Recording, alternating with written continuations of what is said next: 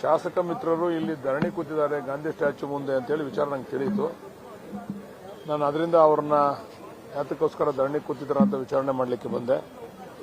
ಅವರು ಹೇಳ್ತಕ್ಕಂಥ ಕಾರಣ ಏನು ಅಂತಂದ್ರೆ, ಅಸೆಂಬ್ಲಿ ಕರೆಯೋದು ಒಂದು ವರ್ಷದಲ್ಲಿ 3 ಬಾರಿ ಮಾತ್ರ ಅಸೆಂಬ್ಲಿ ಕರೀತಕ್ಕಂಥದ್ದು, ಒಂದು 15 ದಿವಸ ನಡೀತದೆ.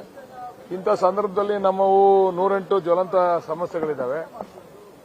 ಕಾನ್ಸ್ಟಿಟ್ಯೂನ್ಸಿ ಕ್ಷೇತ್ರದ ಜನ ಅವ್ರನ್ನ ಕೇಳ್ತಾರೆ, ಏನ್ ಮಾಡಿದ್ರಿ ನೀವು ಇದಕ್ಕೆ ಹೋಗಿ ಅಸೆಂಬ್ಲಿಗೆ ಹೋಗಿ ಅಂತಕ್ಕಂಥದನ್ನ, ಸಮಸ್ಯೆನ ಬಗೆಹರಿಸಿದ್ಬಿಟ್ಟು ನೀವು ಬರೀ ಕಿತ್ತಾಡ್ಕೊಂಡು ಒಡೆದಾಡ್ಕೊಂಡು ಅದನ್ನ ಅಸೆಂಬ್ಲಿನಲ್ಲಿ ಕಾಲ ಕಳೆಯೋದು ಸೂಕ್ತ ಅಲ್ಲ ಅಂತಕ್ಕಂಥ ಭಾವನೆಯನ್ನು ವ್ಯಕ್ತಪಡಿಸ್ತಾ ಇದ್ದಾರೆ ಕ್ಷೇತ್ರದ ಜನ. ಅದಕ್ಕೆ ನಾನು ಬಿಜೆಪಿಯವರಲ್ಲಿ ಮನವಿ ಮಾಡ್ತೀನಿ. ಅವರು ಈಗ ನಾಗೇಂದ್ರ ಅವರ ರಾಜೀನಾಮೆಗೆ ಒತ್ತಾಯ ಮಾಡ್ತಾ ಇದ್ದಾರೆ. ರಾಜೀನಾಮೆ ಯಾವಾಗ ನಾವು ತಗೊಂತೀವಿ ರಾಜೀನಾಮೆನ ಅಂತಂದ್ರೆ ಕೋರ್ಟ್ನಲ್ಲಿದೆ ಇದು ಪ್ರಕರಣ. ಕೋರ್ಟ್ನಲ್ಲಿ ಇತ್ಯರ್ಥ ಆಗಿ ನಾಗೇಂದ್ರ ಅವರು ಆರೋಪಿಗಳು ಅಂತ ಹೇಳಿ ತೀರ್ಮಾನ ಆದ್ರೆ ಮಾತ್ರ ನಾವು ರಾಜೀನಾಮೆಯನ್ನ ತೆಗೆದುಕೋಬಹುದು. ಆರೋಪಿ ಅಂತ ಇನ್ನೂ ತೀರ್ಮಾನನೇ ಆಗಿಲ್ಲ. ಅದಕ್ಕೆ ನಾವು ಅಲ್ಲ, ಅಪರಾಧಿ ಅಂತ ತೀರ್ಮಾನ ಆದ್ರೆ ಈಗ ಆರೋಪಿ ಅಷ್ಟೇ, ಅವರು ಅಪರಾಧಿ ಅಲ್ಲ ಈಗ. ಅದರಿಂದ ತೀರ್ಮಾನ ಆಗಬೇಕು, ಕೋರ್ಟಲ್ಲಿದೆ. ಅದರಿಂದ ನೀವು ವಾಪಸ್ ತಗೊಳ್ಳಿ. ಬರ ಇದೆ, ರಾಜ್ಯದಲ್ಲಿ ಬರ ಇದೆ, ಕುಡಿಯೋ ನೀರಿನ ಸಮಸ್ಯೆ ಇದೆ, ಅನೇಕ ಜ್ವಲಂತ ಸಮಸ್ಯೆಗಳನ್ನ ಬಿಟ್ಬಿಟ್ಟಿವರು ಕೇವಲ ನಾಗೇಂದ್ರ ಅವರ ನೆಪದಲ್ಲಿ ಕಾಲಹರಣ ಮಾಡ್ತಕ್ಕಂಥದ್ದು ಮತ್ತೆ ಅಲ್ಲಿ ಸೆಷನ್ ನಡೀಲಿಕ್ಕೆ ಬಿಡದೇ ಇರತಕ್ಕಂಥದ್ದು ಅದು ದುರದೃಷ್ಟಕರವಂತ ವಿಚಾರ. ಅದಕ್ಕೆ ನಮ್ಮ MLAಗಳು ಕೂಡ ಫೆಡಪ್ ಆಗ್ಬಿಟ್ಟವ್ರೆ. ನಾವಿವಾಗ ಸ್ಪೀಕರ್ ಅಲ್ಲಿ ಮನವಿ ಮಾಡ್ತೀವಿ, ಏನಾದ್ರೂ ಒಂದು ಕ್ರಮ ಆಗಬೇಕು. ಅಸೆಂಬ್ಲಿ ಕರೀತಕ್ಕಂಥದ್ದು ಸಮಸ್ಯೆಗಳನ್ನ ಚರ್ಚೆ ಮಾಡ್ಲಿಕ್ಕೆ, ಅವ್ರು ಚರ್ಚೆ ಮಾಡ್ಲಿ, ಜನ ಆಚೆ ಕಡೆ ಉತ್ತರ ಕೊಡ್ತಾರೆ. 5 ವರ್ಷಕ್ಕೊಂದ್ಸರಿ ನಾವು ಚುನಾವಣೆಗೆ ಹೋಗ್ತೀವಿ, ನಾವು ತಪ್ಪು ಮಾಡಿದ್ರೆ ಜನ ಉತ್ತರ ಕೊಡ್ತಾರೆ. ಅದಕ್ಕೆ ಅವರು ಜನಗಳ ಉತ್ತರವನ್ನು ನಿರೀಕ್ಷೆ ಮಾಡದೆ ಬರೀ ತೊಂದರೆ ಕೊಡ್ತಕ್ಕಂಥ ಕೆಲಸಕ್ಕೆ ಕೈ ಹಾಕಿದ್ದಾರೆ. ಅದನ್ನ ವಿರೋಧ ಮಾಡಿ ನಮ್ಮ ಶಾಸಕರುಗಳು ಧರಣಿ ಕೂತಿದ್ದಾರೆ. ಒಬ್ಬ ಸಚಿವರು ಸಂಬಂಧಪಟ್ಟ ಅವರ ವಿಚಾರಕ್ಕೆ ಇಡೀ ಸದನವೂ ಕೂಡ ಯಾವುದೇ ವಿಚಾರ ಕೂಡ ಚರ್ಚೆ ಆಗ್ತದೆ, ಇದು ಎಷ್ಟರ ಮಟ್ಟಿಗೆ ಸರಿ? ಅದು ಸರಿ ಇಲ್ಲ ಅಂತಾನೆ ನಮ್ಮ ಶಾಸಕರುಗಳು ಬಂದು ನಮ್ಮ ಸಮಸ್ಯೆಗಳನ್ನ ಕೇಳ್ತಾ ಇಲ್ಲ ಅಂತ ಬಂದು ಕೂತಿರ್ತಕ್ಕಂಥದ್ದು. ಅಲ್ಲಿ ನಾವು ಚರ್ಚೆ ಮಾಡಕ್ ಹೋದಾಗ ಸುಮ್ಮನೆ ಕೂಗಾಡ್ತಾರೆ, ಹಾಡು ಹೇಳ್ತಾರೆ, ಒಳಗಡೆ ಡ್ಯಾನ್ಸ್ ಮಾಡ್ತಾರೆ ಒಳಗಡೆ. ಅಂದ್ರೆ ಇವ್ರಿಗೆ ಎಷ್ಟು ಸೀರಿಯಸ್ನೆಸ್ ಐತೆ ಅಂತ.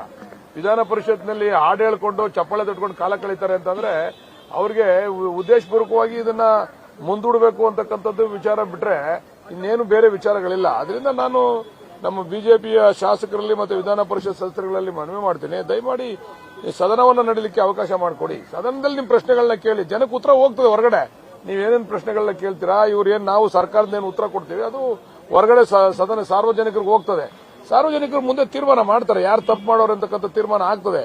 ಅದನ್ನ ಬಿಟ್ಟು ಪಾಪ ಅನೇಕ ಸಮಸ್ಯೆಗಳನ್ನ ಪ್ರಶ್ನೆಗಳನ್ನ ಕೇಳಬೇಕು ಅಂತ ಹೇಳಿ ಶಾಸಕರು ವಿಧಾನಸೌಧಕ್ಕೆ ಬಂದಾಗ ನೀವು ಅನವಶ್ಯಕವಾಗಿ ಈ ತರ ಗೊಂದಲ ಮಾಡಿದ್ರೆ ಅದರಿಂದ ನಿಮಗೆ ತೊಂದರೆ ಆಗದೆ ಇರಬಹುದು, ಬಟ್ ನಮ್ಮ ಯಾರು ಶಾಸಕರು ಪ್ರಾಮಾಣಿಕವಾಗಿರ್ತಕ್ಕಂಥವ್ರಿಗೆ ತೊಂದರೆ ಆಗ್ತದೆ. ಅದಕ್ಕೆ ಅದು ವಾಪಸ್ ತಗೋಬೇಕು ಅಂತಕ್ಕಂಥ ಒತ್ತಾಯವನ್ನ, ಅದರ್ವೈಸ್ ಸ್ಪೀಕರ್ ಅವರೇನಾದ್ರು ಕೂಡ ಅವ್ರ ಮೇಲೆ ಕ್ರಮ ಜರುಗಿಸಬೇಕು ಅಂತಕ್ಕಂಥ ಒತ್ತಾಯವನ್ನ ಮಾಡ್ತೀವಿ.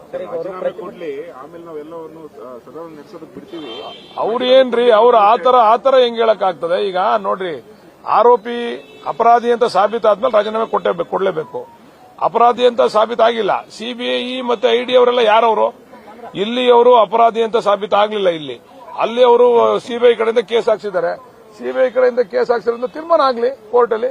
ತೀರ್ಮಾನ ಆದ್ಮೇಲೆ ನ್ಯಾಚುರಲ್ ನಾವು ಮಾಡ್ಲೇಬೇಕಲ್ವಾ? ನಾವು ತೀರ್ಮಾನ ಆಗ್ಲಿಲ್ಲ, ವಿರುದ್ಧವಾಗಿ ಬಂದ್ರೆ ಏನ್ ಹೇಳ್ಬೇಕು ನಾವು? ಇವ್ರಿಗೆ ಏನೂ ಆಗಿಲ್ಲ, ಇಲ್ಲಿ ಹಗರಣ ಇವರಿಂದ ನಡೆದಿಲ್ಲ, ಆ ಹಗರಣದ ರೂಪರೇಷೆಗಳೇ ಬೇರೆ ಅಂತಕ್ಕಂಥ ತೀರ್ಮಾನ ಆದ್ರೆ ಕೋರ್ಟ್ ಅಲ್ಲಿ, ಆವಾಗ ನಾವು ಇವ್ರಿಗೆ ಏನ್ ಹೇಳ್ಬೇಕು? ಅವಾಗ ಬಿಜೆಪಿ ಅವ್ರಿಗೆ ಉತ್ತರ ಏನ್ ಹೇಳ್ಬೇಕು ನಾವು?